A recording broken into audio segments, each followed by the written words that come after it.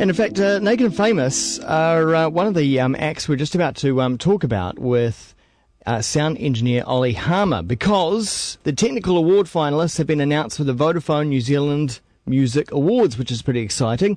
These are the awards that are kind of announced before the main ceremony, which is going to be happening in November. But Olly Harmer is nominated for two albums. In fact, in the mains Best Engineer category, he's nominated along with Tom Powers and Aaron Short for Passive Me, Aggressive You. Of course, it's Naked and Famous. And he's also by himself nominated for sound engineering Andrew Cogan's album Arctic Tales Divide. And Olly Harmer joins me on the line this morning. Morning to you, Olly. Morning, Glenn. How's it going? Very good. And I've got to say, congratulations first up. What an achievement. Well, thank you. It's very humbling. I was a little bit taken by surprise, especially to get two nominations. It doesn't seem fair, really, does it? It's certainly deserved. Both of those albums are fantastic albums. Now let's talk about them, and let's also talk about the Lab. Now you are the sound engineer at a recording studio called the Lab in Auckland City. Yes. It's got to be said that it's I suppose one of the it's sort of independent, or how would you describe it? Indie sort of labs or recording studios? I like to call it self-funded mostly. Self-funded, or people who, self-funded. That's the best word to use, I reckon. Okay. People who haven't really got a lot of money, but they still want to get as good as they can possibly get. And it's been a really hard few years, I suppose. Just because of the way the music industry is changing and the way musicians are changing, the way that they're recording themselves a lot. But it's just slowly been getting itself on its feet again after a bit of a dip.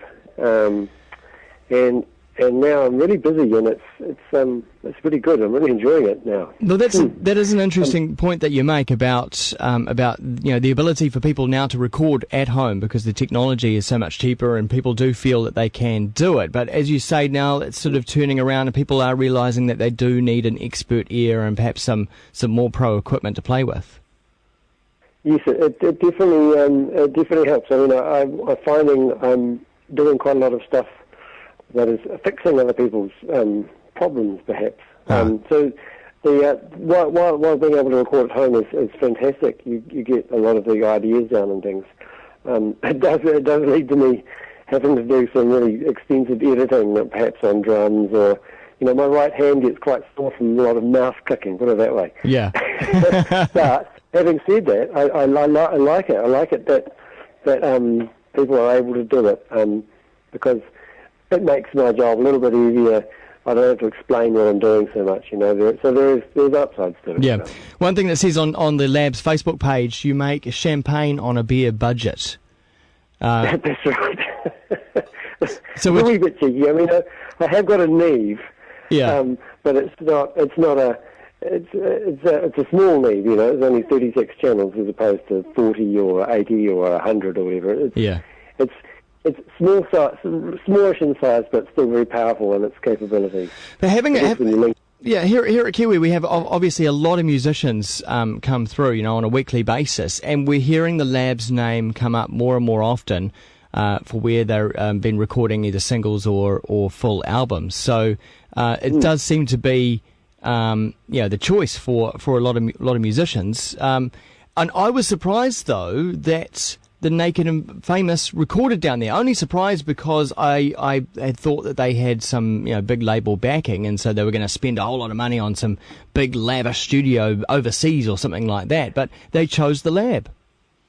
They did, yeah. Oh, I think the way that we made the album was it suited them down to the ground, because Tom and Aaron, the two sort of other guys that I've been nominated with, what they did is, they've got a little Pro Tools rig themselves, each, and they at home, mostly with Reason actually, would come up with all of the little loops and the Reason stuff, all the program things, and they'd do very basic demos of the guitars and vocals and things at home. Right. And then they'd bring that in to the studio. So all the studio needed to do, I suppose, was to get a banging drum sound, and then put loads of fuzz guitar and bass down and do the vocals in a nice room. So Yeah. so while they were using their little home setups as the sketch pads and the creative part of it, and they could take a long time to do that, and then they'd come into the main studio, into the lab, and I mean the main body of work, I think it was 2 weeks of tracking, so it was just guitars and vocals and bass and drums for that time, but they didn't, because they obviously knew what was happening. They didn't they didn't need they were coming in with their eyes open as such. They were not coming in starstruck or whatever by big studios. So it was a really good working relationship between the two of us because I guess I was using my skill as a I can get you a great drum sound and I've got some good guitar amps and things and I appreciate the the crazy guitar tones you're looking for and that sort of stuff. Yeah. And so it was very smooth. It went very well, and the vocal recording was great as well. I had the right mic that they enjoyed using, and so it just. Do you invest in some older equipment as well? Some of the older analog stuff. Yeah, yes, I do.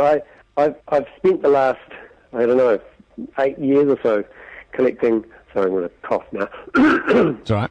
Collecting various old things, just finding them on Trade Me or mostly Trade Me, I guess, and occasionally overseas. But just nothing of really super high value. But it's accumulation, After 8 years of accumulating small things here and there, you end up all of a sudden with quite a lot of stuff that musicians will find useful. Yeah, well, including lamps. Yeah, well, lamp. Well, so you create a vibe down in the lab as well, an atmosphere. Totally, yeah, exactly. And when I first started, I didn't really. It was pretty much a blank canvas, and so it's just slowly filled up with things that I like. So I guess it's become a bit of an extension of my whole personality in a way. So a second home, because I'd imagine you spend a lot of time down there. I do. I spend an awful lot of time, especially the last. I think today, when I finally get to work, will be the 16th day in a row. I'm looking for another few days off soon. But it's got really busy recently. We should quickly concentrate also on the other album that you're nominated for, and that's Andrew Cogan, which is quite different to the Naked and Famous. Very different, yes. So you'd have a skill set that would across all the spectrums, I suppose. I guess so. I guess that's what I've been. Apart from Joel, who's the other engineer who works there, but he's away now. So I'm pretty much doing everything. But I have worked with a lot of different styles, and I guess that it's a bit of a New Zealand thing. How we tend to be quite variable in what we can do. Yeah. But Andrew's album was.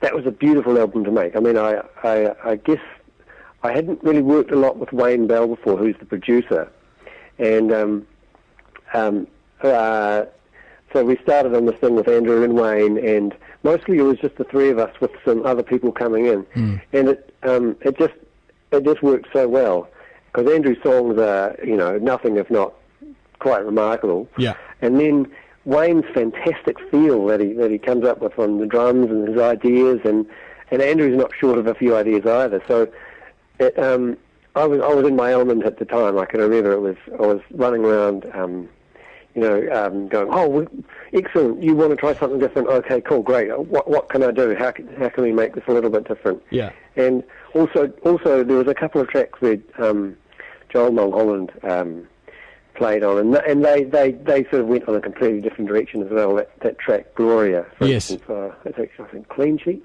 Clean Sheets in a Fishbowl of Gloria, yeah. That's right. Yeah. So we didn't know what to do, or Andrew and Wayne had no idea what to do with that one. So they sent off some tracks, and John said, "Can you help us out?" And this weird shit came back, and we all scratched our heads for a while, but eventually it started to make sense, and then so the track came alive again, and so it was a real varied experience. It really and with all the other people involved on it as well. It was I guess it was the start of a good working relationship between me and Wayne Bell. Yeah. Or I should say Wayne Bell and I, plus Andrew, who I've continued working with. Yeah. And some other people like Joel and Ben King and others. So yeah, it was. I'm really, really happy that album has been nominated, or I've been nominated for that album, because I put so much into it as well. I mean, I'm really happy with the Making Famous one too, because that's fantastic. But I saw the Andrew Cogan's one from beginning to end. I even mastered it. Wow. Okay. It was quite intense. Yeah. Yeah. So you had a full oversight. Yeah, totally.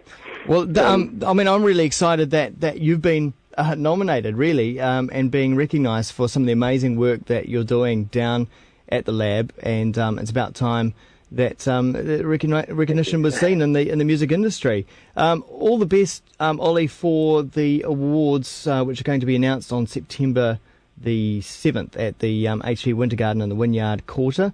And you've got to rate your chances, really, in that mains Best Engineer category. Well, I've got 2 out of 3, I guess, isn't it?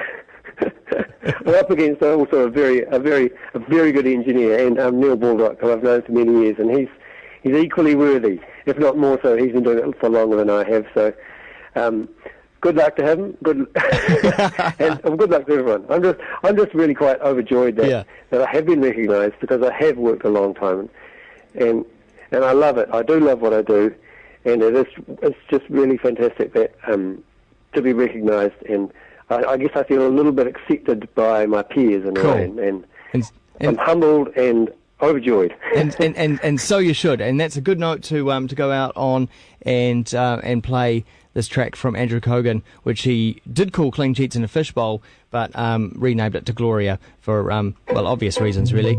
Hey, thanks, Olly Harmer. Cheers. No trouble, thank you. Awesome, and don't forget to if you are thinking about recording and whatnot, go to Facebook and search for The Lab. You'll see all the deets there. Kiwi.